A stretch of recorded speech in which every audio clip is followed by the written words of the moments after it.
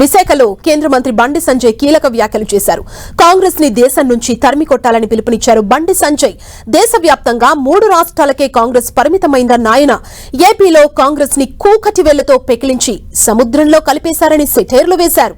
ఏపీని స్ఫూర్తిగా తీసుకుని తెలంగాణలో అధికారంలోకి వస్తామన్నారు బండి సంజయ్.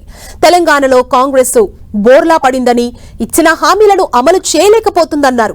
కేసీఆర్ ఫామ్ హౌస్ కే పరిమితమయ్యారంటూ విమర్శించిన కేంద్ర మంత్రి బండి సంజయ్ ఆయన క్రియాశీలక రాజకీయాల్లో లేరని, ప్రజలు కూడా కేసీఆర్ ని మర్చిపోయారని ఎద్దేవా చేశారు. ఏపీలో డబుల్ ఇంజన్ సర్కార్ ఉందని, ఆంధ్రప్రదేశ్ ని స్ఫూర్తిగా తీసుకుని తాము తెలంగాణలో అధికారంలోకి వస్తామన్నారు.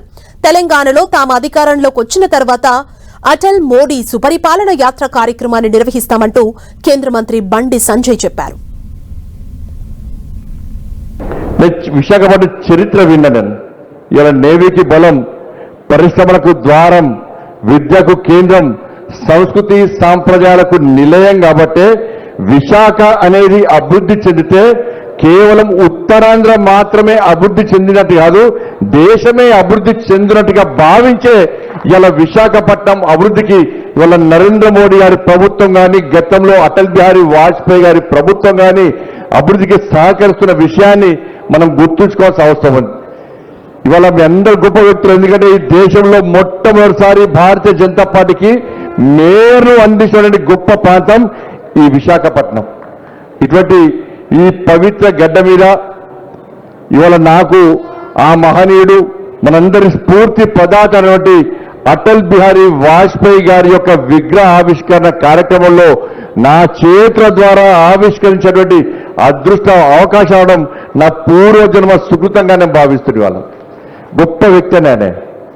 చాలా మంది చెప్పిన వారి గురించి అనేక పదవులు అనుభవించాను.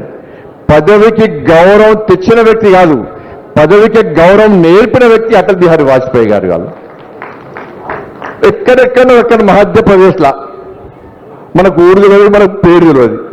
మధ్యప్రదేశ్లా ఒక గ్వాలియర్లా ఒక సాధారణ కుటుంబంలో పుట్టిన వ్యక్తి అటల్ బిహారీ వాజ్పేయి గారు.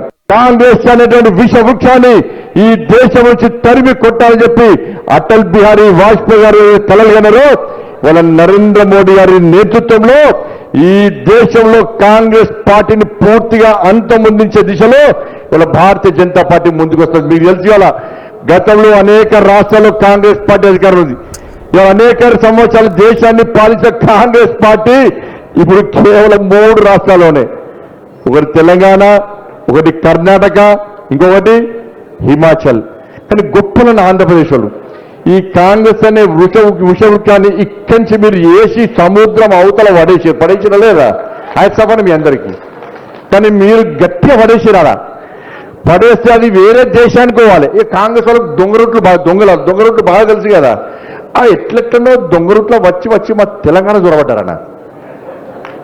ఈ తెలంగాణ సర్వనాశనం అవుతుందన్న తెలంగాణ. ఇలా డబుల్ ఇంజన్ సర్కార్ అంటే అభివృద్ధి ఏందో ఇలా ఆంధ్రప్రదేశ్ చూస్తున్నామని ఇలా చూస్తున్నామా లేదా?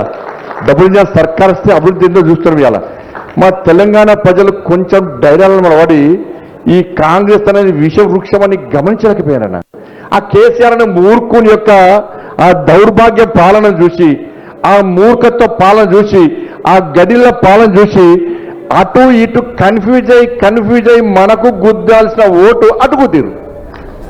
ఆ హస్తం మన భస్మాసుర హస్తంగా మారి ఇవాళ మన చేతిలోని మన వేలతోనే మన కళ్ళను ఓడ్చుకున్నట్టు ఇవాళ తెలంగాణ ప్రజలు భావిస్తున్నారన్న. ఆంధ్రప్రదేశ్ అభివృద్ధి చూసిన తర్వాత తెలంగాణ ప్రజల లోపల మార్పు స్టార్ట్ అయింది.